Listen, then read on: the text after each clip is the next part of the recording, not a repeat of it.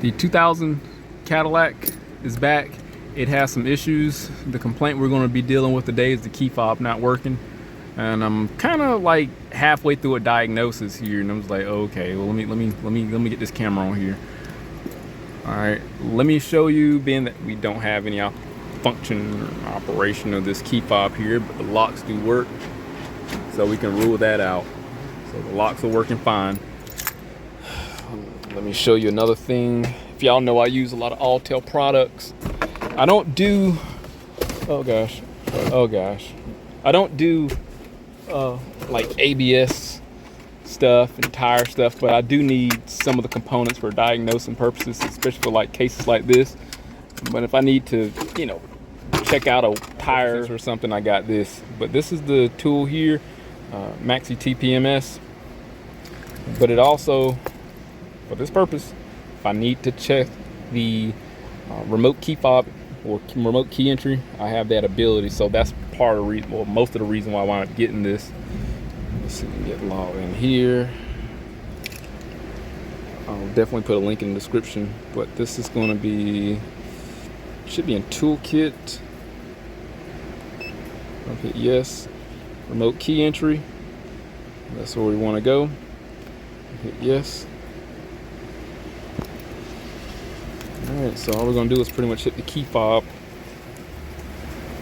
and it should detect it. So, we can get this done. So this is working. Pardon the lighting, because the lighting is going to be horrible. So next up, we're going to do a health report, and these are all the modules that are present.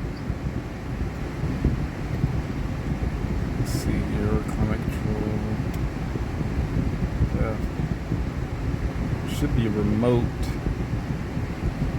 actuation module in here, rear integration module. I don't know if that's it, but I'm gonna rear integration module. There's one fault code there. Let me look inside of there.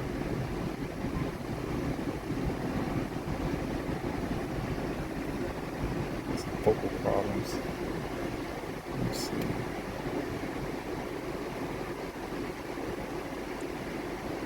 Just go to report, false forward, instrument panel, solar sensor, solar load sensor, okay. Temperature, these are AC related, rear integration module.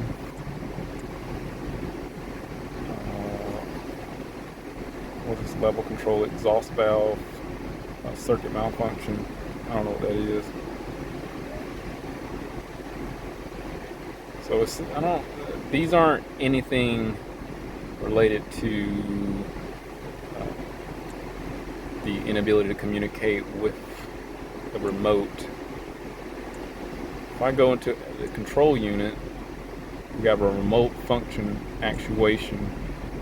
This is where I would program the key fob, and look what happens when I go to it. So this is an indication that the device is unable to communicate with the control unit. That's an indication that it's offline. And special function, and it's program key fobs. Can't do anything. I'm not going to click on that. So let's find the module, which is, it resides in the trunk. It's got 3 pins. Check powers and grounds. So we're in the trunk. Here's a speaker here. I have to take the insulation down. The keyless entry module resides here, but when I went to just touch it, it broke apart in pieces. One thing I don't understand is, why does it say ABS on it? And I guess because of, you know, how ABS modules work, where they are Bluetooth and receive signals from the tires, the valve stems and stuff. So I guess maybe that's why. I don't know. But it was just disintegrating when I went to touch it. I don't know what's supposed to be over here. So, but it was, the ears broke off here, some right here. It was just brittle. But looking at the wiring diagram, it shows like 4 pins. There was said it was a class 2 communication with this purple wire. The battery voltage is typically going to be orange on Chevy, and then the black and white is going to be ground. So we're going to pretty much look for powers and grounds first, and then go from there. I'll be using my Power Probe 4 simply because it has multiple functions where I can administer powers or grounds here. Let me see if I can get a better angle. Turn the sound off. But we're going to check those outside pins, and we're going to look for whatever going on with this red wire. Should be battery positive, and unfortunately there's nothing coming out. Let's go to the ground. Do we have anything? There's no ground.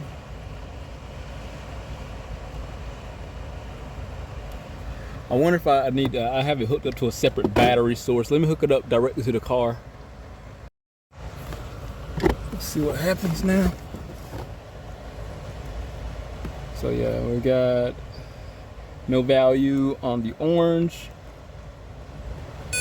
and value. So we have a ground. So this is a learning lesson, not for me, but hopefully for everybody else. I had this Power Probe hooked up on a independent power source, is just a regular battery. For it to test ground circuit effectively, it sends a resistance value, not a resistance value, but it does a continuity test. And if it does a continuity test, it can't do that with the independent battery. And so lesson learned. If you're going to test the circuit with this, then hook it up to the vehicle, use its power source. So being that we're on the orange wire, nothing's happening. Black and white, we got ground. So we're missing power. If we're missing power, let's see if we add power and see if it makes a change. So just to be on the safe side, I wound up turning the ignition switch on and testing this same orange wire, and it's not hot. It's still not showing 12 volts. The only thing that's displaying is the ground. And so looking at the wiring diagram, it shows that the ignition switch fuse is supposed to supply power to this. It's a rear integration module, whatever that is. The remote key entry, this right here, and ignition switch. So we don't have power. I'm just curious. Oh yeah, and it also goes to the dimmer switch. I'm gonna add power. Let's see what happens. See if I hear any chimes or anything. It's not safe, but I'm curious. I don't hear anything. What I'm gonna do, add power to this, plug the unit back in, and see if I can communicate with my scan tool. So the good thing about Cadillacs is I got a lot of room here. So let me show you what I got. I have a jumper wire at that orange wire at the module. It's going from here to my power probe. Got an alligator clamp here. This is the output for either power, ground, or positive. So I'm going to hit that up button to administer power. And while I'm doing that, I'm going to try to log in to the module from my computer and see if we have now established communication. Let me get this glare off the screen. So that should be better. All right, so now if we go here, let's just go to trouble codes, read codes. We can't communicate. All right, it's expected. Let's just apply power probe, keep that going, and let's try going back to it. So what this will indicate is we need to start checking fuses or a potential broken. Yep, look at that. Yeah, so now we gave it power, it works. we can communicate with it, and since we can establish some communication, I should be able to program the key fobs and stuff. So let me see what happened when I go in here, because I couldn't go in it before. Oh yeah, so I got that, and let's see what it prompts me to now. Okay, yeah, so I didn't have this before, because before it would just sit there and just wait until it timed out. So we're making significant progress. I would doubt if we're just as lucky as that Cadillac, and we just got a blown fuse, which would be great. But again, that's probably going to be a symptom of an underlying major problem. Let's see where the main fuse is. They go back here, and let's do some checks for the fuses. Keep it simple. So based on the wiring diagram, it's supposed to be in this fuse block here. I just pulled the seat up. Just put your hand under the cushion and lift up. The battery's going to be located under here too, and hopefully our issue is in here. Let's see what we got. This ignition fuse, 15 amp. There's IG1 number 12, and ignition switch 29. So 12, 29. So we're gonna look for the blown fuse once I get my stuff here. So I'm gonna use a test light. Personally, I just prefer this over the power probe. So let's switch.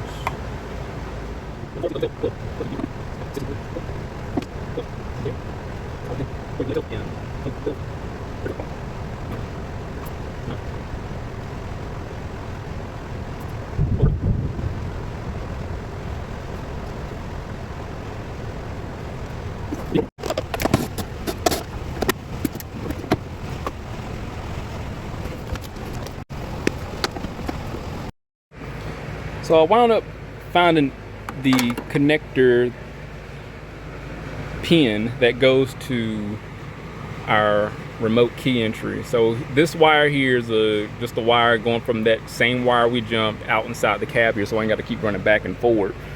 And we're on connector 1. They have numbers on the side here. From low to high is 1 going all the way down to 10, and this is A, B, C, D, E, F. So the proper connector, the coordinates for where we need to be is C9, A, B, C, and then all the way down to 9 right here. I checked the output for that, and we have output. But there's no output on this wire. So this is an indication there's something going on from here back out to there. And do I want to figure that out or just run a jumper wire? So there's a couple options. I mean, you could run it from here and hide it, but I guess what will be the fun part about not finding the issue? But at the same time, time is money, and it's going to be cost effective to probably take the first route. Just run a simple jumper wire, hide it very well, and we'll be good. But I'll take a little bit of time, go where there's likely going to be pressure on the wiring, and maybe I might get lucky and find what we're dealing with. Let me just look around for a little bit. In worst case scenario, I mean, we have power coming out the fuse box. It's just, it may be a pinch wire somewhere. Let me just look where it's obvious. All right, so 15 minutes later, I wound up finding the issue. Let me show what I found out. I went behind the seat cushion here because I was looking for wherever there's going to be pressure, and lo and behold, found the broken wire here, and it was migrated with this what looks like a CAN gateway system. I'd imagine anytime the wires are twisted like this, it's going to be CAN network related. Here's our LIN. I assume that this, since it's a single wire and a data bus on a class 2 data bus, I assume that's what that's going to be. but that's that purple wire, and here's our wire here that's likely going to be our problem. So what I'm going to do, we're going to take our test light and see if that is supplying battery voltage. I just use this right here to hold the seat up because I don't know how to pull the seat out. I'm not that smart. But this is used to hold steering wheels, and it came in handy. Right, yep, look at that. There's our problem. So let's bridge these two wires here and then see if our test light illuminates. Let's do this.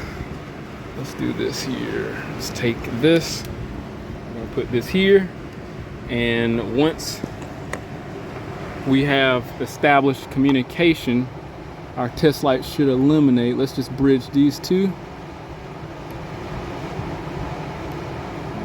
wire should, assuming the wire in the back is hooked up still.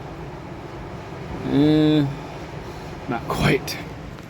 So I'm gonna use a piece of wire here and insulation. That's just what's gonna happen. And I'm gonna bridge those two wires together, and it should make my test light illuminate. Let's see if I can get a good connection here. Nope, it's not. There we go. Okay, there you go. So yeah, this is our problem. Let's get these snipped and get this wire replaced.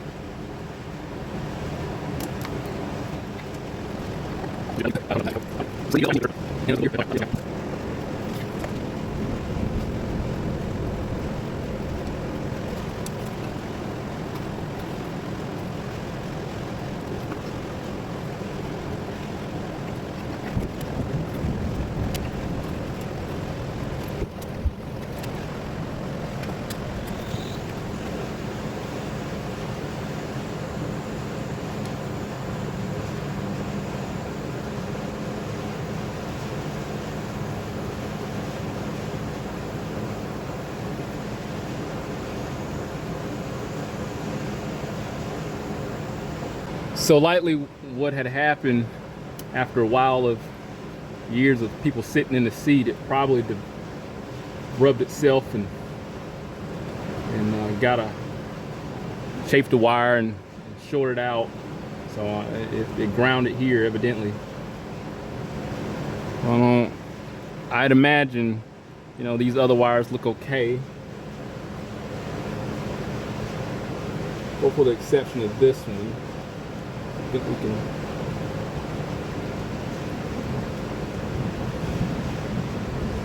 what we're worth. I'm gonna separate them and just put some wire tape on it. I mean, it's in a secluded area.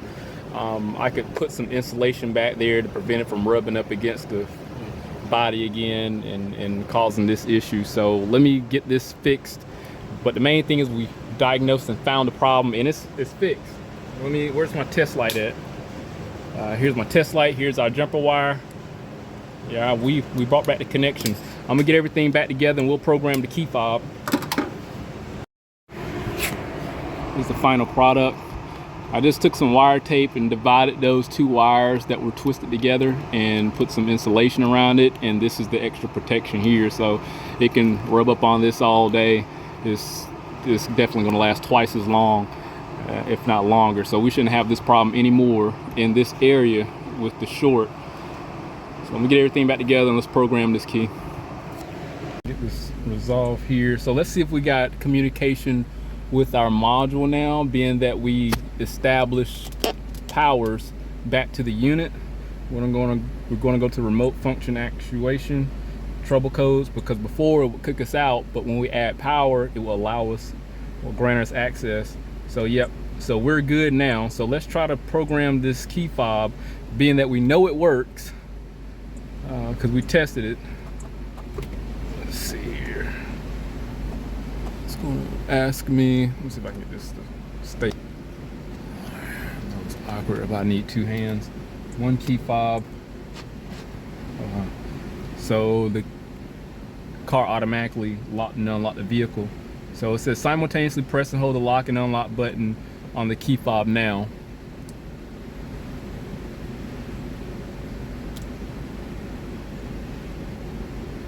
supposed to be about 15 to 30 seconds if I recall properly.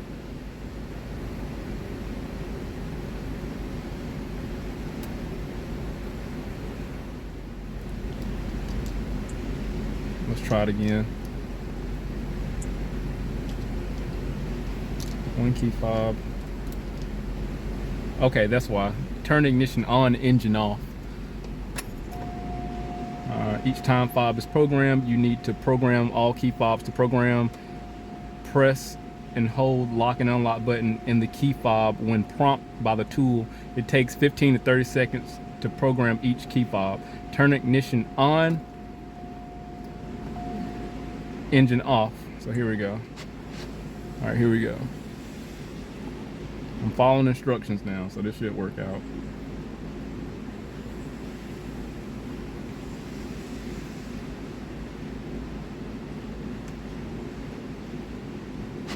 There you go. Awesome. So yeah, keys are working now. Let me close the door. There we go. So we're back working. 2 hands, so you can't say I'm pushing the lock and unlock button. It's over there. This is the benefit of having Autel tools. If I didn't have this, it would have had to have gone to the dealer. I'll definitely put a link in the description where you can find these. Most of the tools give you bi-directional functions. This is totally not an advertisement. But I mean, I do get a little cut from it. But if we're going to work on cars nowadays, even as this being a 2000, you don't want to go to the dealer. You want to stay here where you are. I'm just a one-man band. This is my first time ever fixing or having to deal with the communication problem with the key fob. So I mean, it's the same concept or same strategy as diagnosing the communication problem. Remember the video I did with the lights on the Cadillac? I've never done that, but it's the same strategy. We got to isolate and identify the problem, and we managed to achieve that. Had no communication, powers and grounds. Powers and grounds have been the thing of the week, and the tool of the week is definitely going to be the power probe and definitely this scan tool here. So there's a couple different things that I implemented to get to this point of resolution, and I use Identifix for wiring diagram schematics, Autel for my bi-directional features, and definitely some basic electrical diagnostic components such as the Power Probe 4. So this fixed, I'm satisfied, and I am going to let the customer know that he's taken care of. But if anything happened, I'll definitely update. Hit that link, subscribe to the channel, stay informed. Had to reach my word. See you next one.